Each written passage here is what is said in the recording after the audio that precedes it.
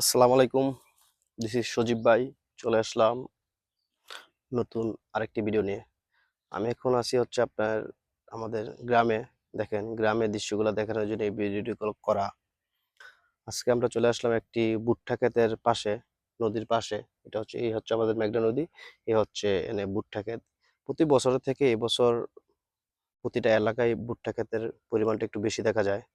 এই হচ্ছে ভুট্টা ক্ষেত প্রায় ফলন চলে আসছে। কিছুদিন পরে হয়তোবা ফলন সংগ্রহ করা শুরু হয়ে যাবে। এই হচ্ছে আমাদের যে নদীর পাড়ে সেই বিল, অসাধারণ একটি জায়গা। দেখি অনেক ভালো লাগছে, সেই জন্য ভিডিওটি করা।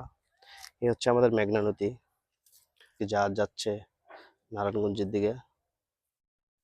এই হচ্ছে মেঘনা নদী, ফুল ভিউটা যদি আপনারা দেখেন।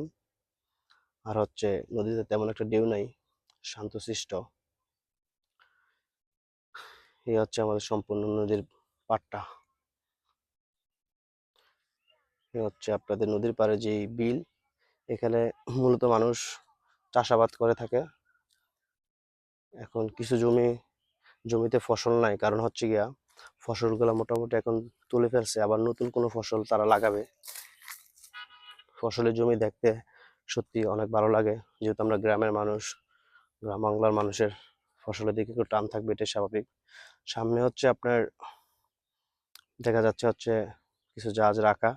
প্রতি বছরই ঈদে এখানে জাহাজগুলো রেখে দেয়, শ্রমিকেরা ঈদ করতে আসে বা ঈদ, সেজন্য কেউ সিপ জোনে জাহাজগুলো রেখে তারা যার যার গন্তব্যে চলে যায় ঈদ করার জন্য।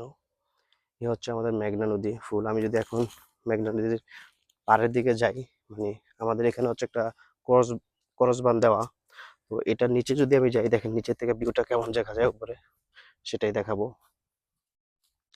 ওই সামনে হচ্ছে আমাদের যেই দর্শনী লঞ্চঘাট, ওই লঞ্চঘাট।